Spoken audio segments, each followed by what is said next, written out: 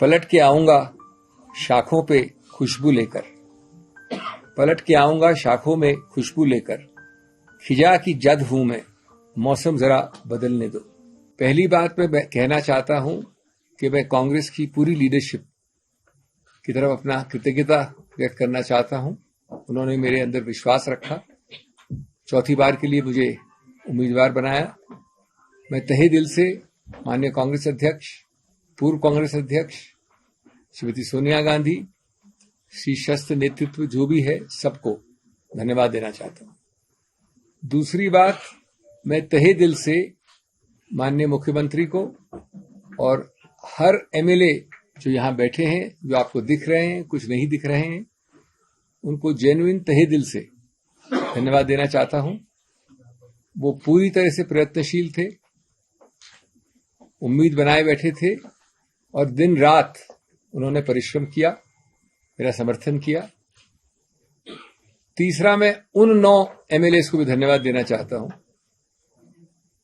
जिसमें से 9 के 9 कल रात तक हमारे साथ बैठे थे, खाना खाया था, जलपान किया था, फोटोज ली थी। उसके पहले जो बार बार हमसे मिले थे, मुझसे ही नहीं, मुख्यमंत्री जी से ही नहीं, लेकिन सब एमएलए से कई आश्वासन दिए थे और जिनमें से 3 आज हमारे साथ नाश्ता करके निकले थे। उनको भी मैं धन्यवाद देना चाहता हूं क्योंकि उनसे हमको कुछ शिक्षा मिली है, कम से कम मुझे निजी रूप से शिक्षा मिली है, मनोवैज्ञानिक शिक्षा मिली है।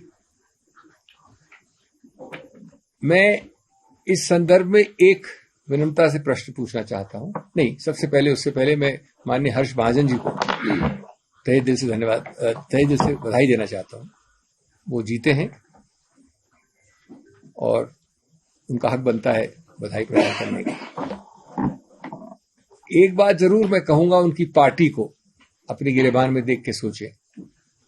जब भी कोई पार्टी 25 और 43 के आंकड़े या इक्वेशन में 25 वाली पार्टी 43 वाले के विरुद्ध उम्मीदवार खड़ा करती है, तो उसका सिर्फ एक और एक ही संदेश हो सकता है। और मैं हर्ष महाजन जी की बात नहीं कर रहा हूं, मैं इस चुनाव की बात नहीं कर रहा हूं, मैं एक सिद्धांत की बात कर रहा हूं। वो संदेश है कि हम बेशर्मी से वो करेंगे जो कानून में अनुमति जिसकी नहीं है। अगर आप समझते हैं कि एक व्यक्ति या 2 व्यक्ति या 9 व्यक्ति अचानक एक नई नीति, एक नई सोच, एक नई आइडियोलॉजी के अंतर्गत कल रात के डिनर और आज सुबह के नाश्ते के बाद बदल गए हैं, तो मैं समझता हूं कि हम सब, जो अंग्रेजी में कहावत है, एक फूल्स पैराडाइज में रहते हैं। ये बदलाव बहुत दुर्भाग्यपूर्ण है भारत के लिए और विशेष रूप से हिमाचल प्रदेश के लिए, जिसकी संस्कृति, जिसके पहाड़ी या नीचे रहने वाले लोग इस संस्कृति से अवगत नहीं थे कुछ समय पहले तक। अगर ये नए भारत, न्यू इंडिया की परिभाषा है, तो मैं तो पुराने भारत को ही प्रेफर करूंगा। हमने हारते हारते भी इतिहास बनाया है। इतिहास इसलिए कि इतनी जद्दोजहद की, इतना मन बदलाव किया, लेकिन एक और मन बदलाव नहीं कर सके।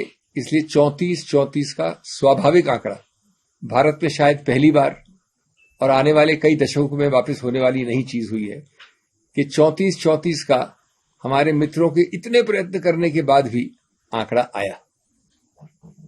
और 34-34 का आंकड़ा स्वाभाविक आया, एक वोट भी इनवैलिड नहीं हुआ, सेकंड प्रेफरेंस वोट भी एक भी नहीं था। ये इस चुनाव की विशेषता है, शायद 75 साल में पहले कभी नहीं हुआ। और उसकी सबसे बड़ी विशेषता कि उसके बाद एक ड्रॉ ऑफ लॉट से निर्णय हुआ। मैं सिर्फ ये कहना चाहूंगा कि जो हुआ सो हुआ, हमको भविष्य का सोचना चाहिए। और एक आश्वासन देके मैं हिमाचल से जा रहा हूं, हिमाचल की बात नहीं कर रहा हूं, लेकिन मैं अपनी बात कर रहा हूं। जिन लोगों ने इतना प्रयत्न किया, उनको सिर्फ मैं कह दूं विनम्रता से, पलट के आऊंगा शाखों पे खुशबू लेकर, पलट के आऊंगा शाखों में खुशबू लेकर, खिजा की जद हूं मैं, मौसम जरा बदलने दो।